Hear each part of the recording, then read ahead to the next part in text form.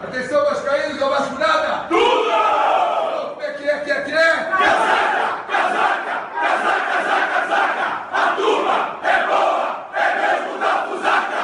Vasco, Vasco, Vasco!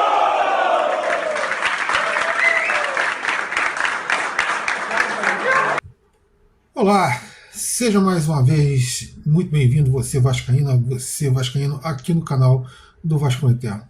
Pessoal, o Vasco hoje jogou contra o Botafogo no Newton Santos. Aqui vai a minha primeiro comentário.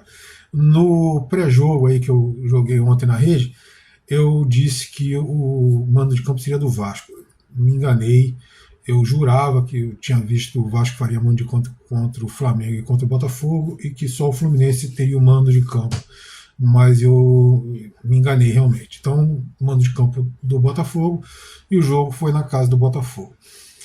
Quanto ao jogo em si, vamos ao que interessa.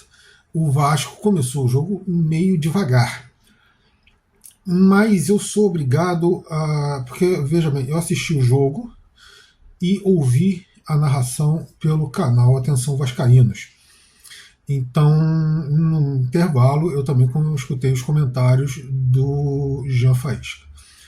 E eu sou da mesmíssima opinião que o Jean Faísca. Sim, o Botafogo começou, principalmente ali o início, os primeiros 15 a 20 minutos de jogo, o Botafogo começou bem melhor do que o Vasco.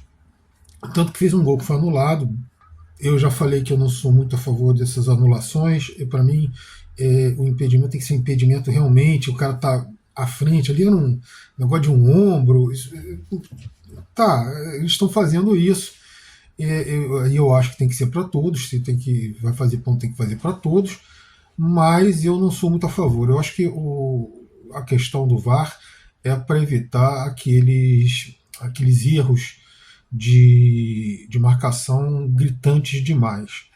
Mas já que eles estão fazendo, então que se faça para todos e corretamente. Então o juiz anulou o gol do Botafogo. Não adiantou muito, porque algum tempo depois o Botafogo fez. O Vasco já tinha criado uma chance, mas o Botafogo tinha muitas, não eram oportunidades, mas ele tinha muita facilidade de chutar ali um pouco além da entrada da área, ali, coisa ali dos 3, 4, 5 metros de distância da linha da grande área. E o Botafogo teve essa facilidade e foi mais ou menos dali que ele acabou marcando o primeiro gol do jogo. Depois disso ainda teve mais alguns chutes e no final do primeiro tempo o Vasco conseguiu empatar numa belíssima jogada, que a bola veio pela direita, chegou no Paê ali pela meia esquerda, ele da entrada da área, ele em vez de chutar, ele serviu, deu um passe açucarado pro Gamira, que estava entrando, ele dominou e tocou na saída do goleiro, fez o gol. Empatou o jogo. Não foi um resultado injusto. Sim, o Botafogo teve mais volume, chutou mais ao gol, tentou mais, mas a verdade é que, além do gol impedido e de uma série de chutes de fora da área, a maioria de fáceis defesas do Léo Jardim ou para fora, o Botafogo não chegou. Ele não chegou a incomodar efetivamente o Léo Jardim.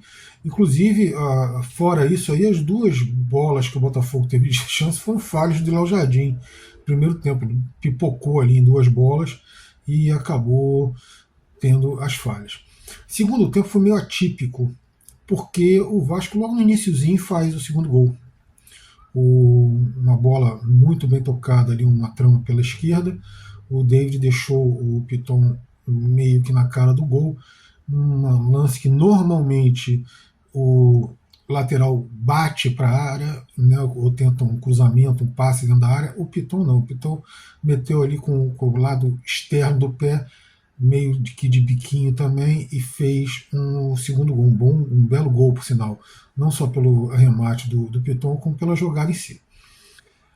Bom, o Botafogo continuou indo para cima, voltou aí para cima, o Vasco segurou aquele iniciozinho ali, e depois um pênalti muito bem marcado. Esse lateral, Paulo Henrique, ele é muito rápido.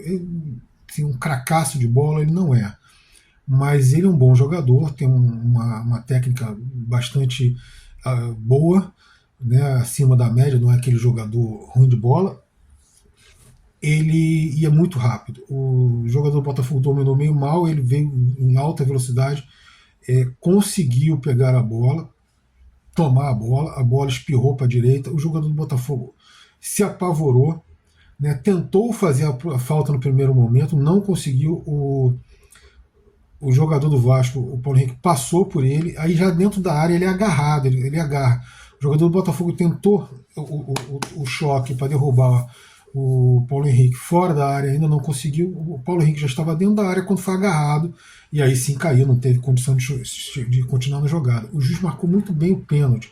Eu acho que a maioria dos jogadores, dos juízes, né, ou até mesmo dos jogadores, no primeiro toque já teria se jogado, ou o juiz teria marcado a falta fora da área, que é o primeiro toque. Só que o Paulo Henrique passa, ele não cai, ele passa, ele insiste na jogada.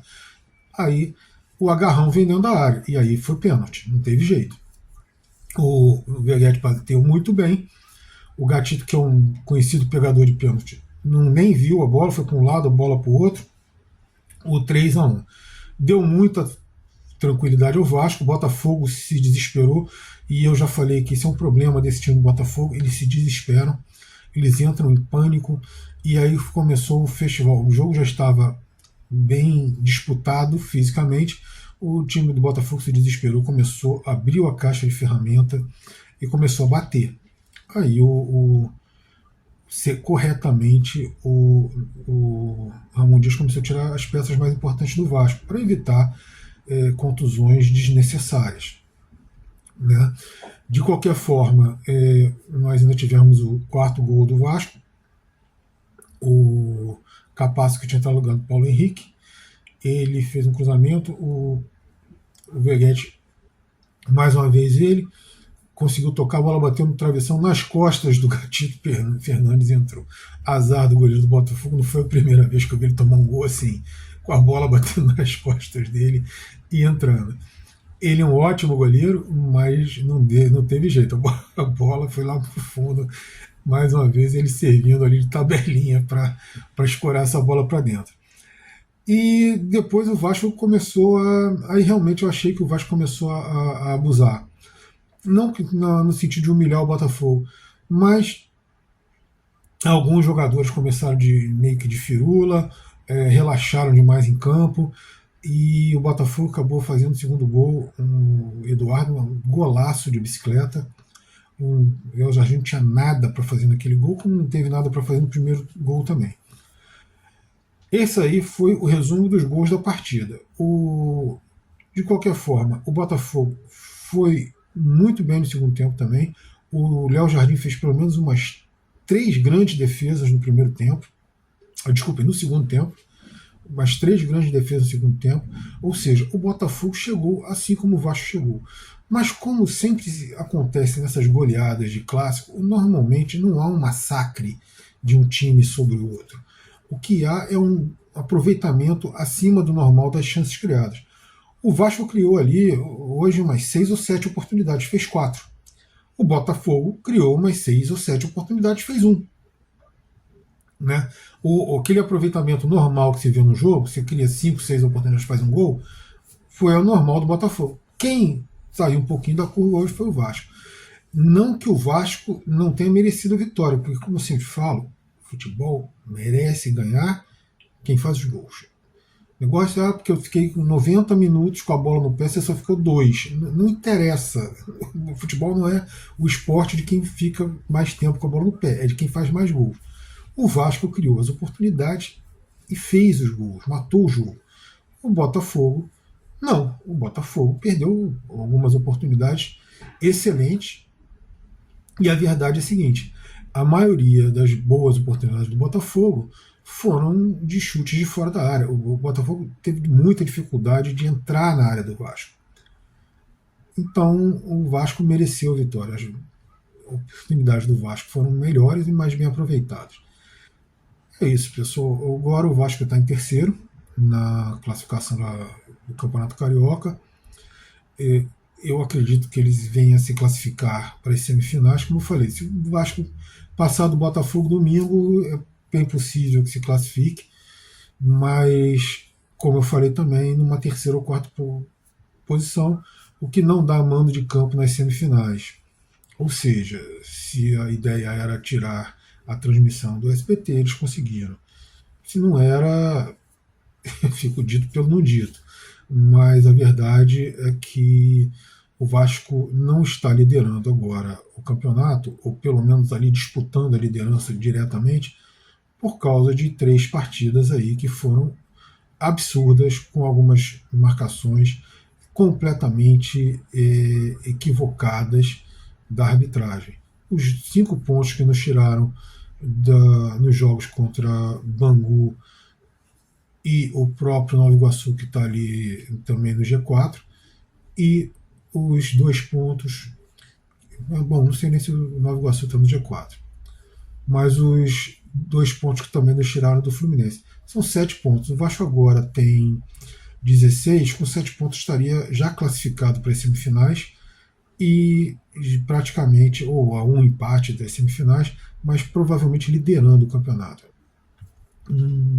Absurdo o que aconteceu nessa fase classificatória. Mas, como eu disse, é um campeonato que, com todas essas coisas, acaba perdendo aquilo que ele mais tinha, que era o charme. Né?